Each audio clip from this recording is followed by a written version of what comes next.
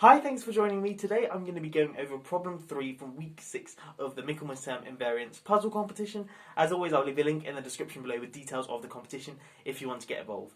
This is the problem I'm going to be tackling today. We say that a natural number n is special if it does not divide this expression here. So it's n minus 1 factorial times 1 plus a half plus a third plus so on, all the way up to 1 over n minus 1. We want to find every special number n such that 10 is less than or equal to n, which is less than or equal to 100. So in other words, we want to find all the special numbers n between 10 and 100 inclusive. Okay, so if you want to have a go at this problem, pause the video now and give it a go for yourself, and I'm going to jump straight into a solution.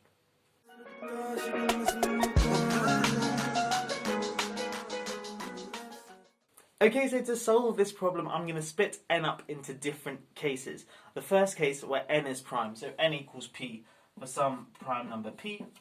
Okay, and to look at this case, or to work out what happens in this case, I'm going to be using Wolstenholme's theorem. I'm not going to prove it in this video, I'm just going to state it, but it's going to be really useful in showing or working out what happens in the case where n is a prime number.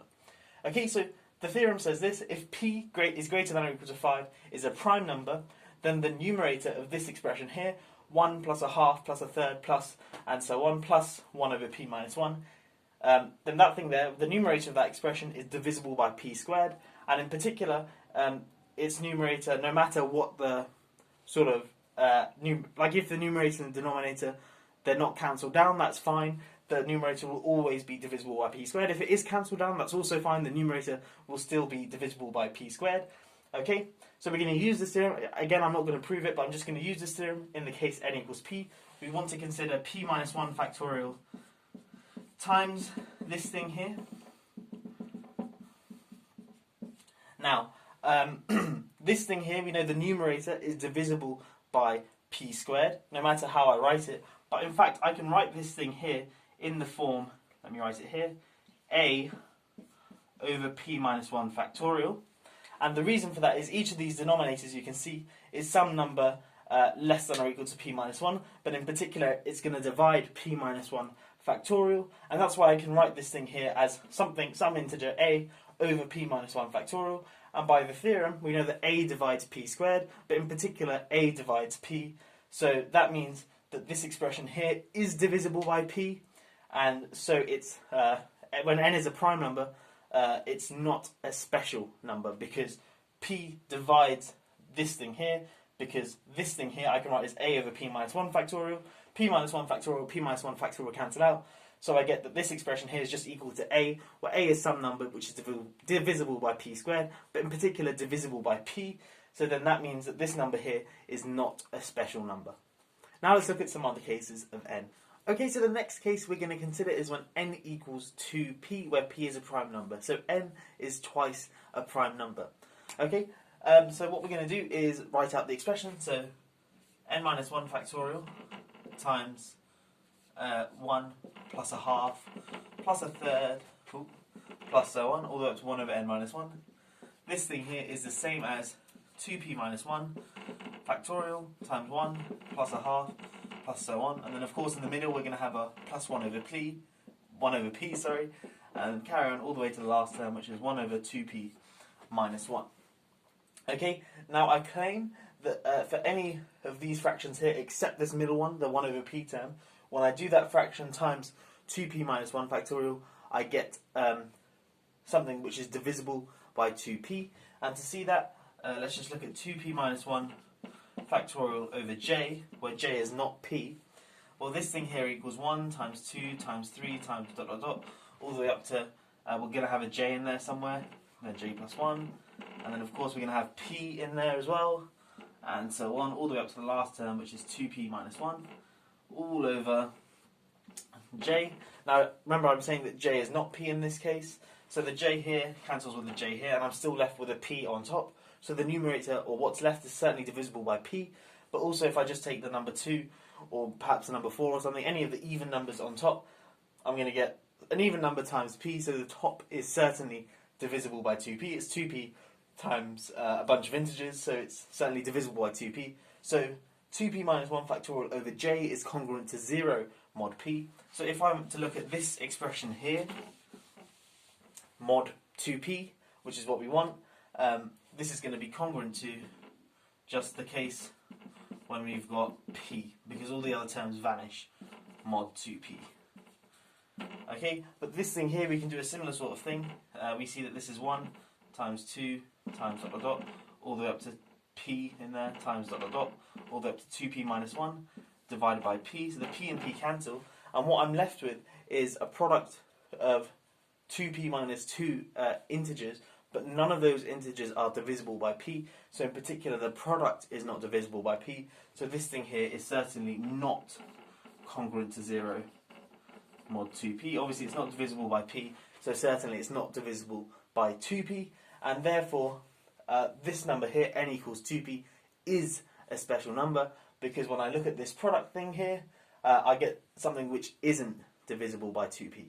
Okay, so when n is twice a prime, n is a special number. Okay, so the next case we're going to consider is when n is a power of 2, so n is of the form 2 to the k, where k is a positive integer. But remember, we only consider n between 10 and 100 inclusive, so we only need to consider k being bigger than or equal to 4, because obviously 2 to the 4 is 16, which is the smallest power of 2, bigger than or equal to 10. Okay, again we're going to consider this expression here, and now I claim that each of these terms here, so n minus 1 factorial divided by j, where j is any number between 1 and n minus 1, I claim that that term there is divisible by p, and that's not too difficult to see, because n minus 1 factorial,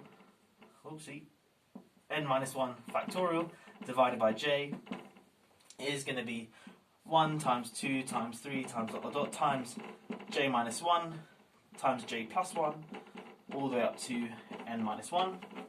Now, if, for example, if j does not equal 2 to the k minus 1, now 2 to the k minus 1 is going to be less than n, and in particular it's going to be in this numerator here.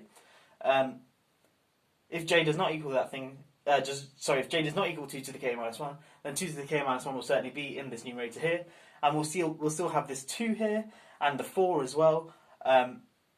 Or if, for example, j equals 2, then we wouldn't have the 2, but we'd have the 4. But if j equals 4, then we wouldn't have the 4, but we'd have the 2. Either way, we've got 2 to the k minus 1, and then either a 2 or a 4. So when we multiply them together, we get 2 to, or at least 2 to the k, or 2 to the k plus 1, but at least something that's divisible by 2 to the k. So we've got a 2 to the k on the numerator, and some other terms as well, which are some other integers which multiplied together to give me an integer. So the top is divisible by 2 to the k, which is n. And if j does equal 2 to the k minus 1, then we still have 2 to the k minus 2, for example, and then 4. And yeah, similar sort of argument means that 2 to the k divides this expression here, so that means that n equals 2 to the k is not a special number. Okay, now we're going to consider the final case of n, and then we'll be able to combine our results and make a conclusion. Okay, so the last case to consider is when n is of the form k times p, where p is a prime number and k and p are both bigger than 2. Well, why is this the last case to consider? Well, we already considered when n was a prime number, so we can assume now that n is not a prime number. And also, if n had just prime factors of 2, then it would follow that n is a power of 2, and we've already considered that. That was case 3. And so that means that we can assume that it has a prime factor p which is bigger than 2. Okay, and I claim that, well, if k was 2, well, then that's just 2 times p, so 2 times the prime number, which we already considered in case 2. So we can assume that k is also bigger than 2. And again, we want to consider this expression here, kp minus 1 factor. I claim that this thing here is divisible by p for all j, and thus it follows that the expression n minus 1 factorial times 1 over 1 plus 1 over 2 plus dot dot dot plus 1 over n minus 1 is also divisible by p. I claim that this thing here is divisible by p. I'm not going to write it out in too much detail, but it's pretty similar to the case n equals case 3, when we had n as a power of 2 to the a power of 2, so n is of the form 2 to the k. So you just got to consider the different values of j, but this thing here is always going to be divisible by kp, so n. So when n is of the form kp, we don't have a special number. Okay, so we've considered all the different possible values of n, all the 4 different cases, and the only case in which we obtain a special number is when n is of the form 2p, where p is a prime number. So when n is twice a prime number, and you can check for yourself that there are exactly 13 such numbers between 10 and 100, so that's our solution. There are 13 special numbers between 10 and 100 inclusive. I hope you have enjoyed this video. It's quite a cool solution. I think you got to just consider some different cases, but hopefully you've learned something new. But yeah, that's all for today. If you are new here, please do consider subscribing, and I will catch you in the next one. Have a great day.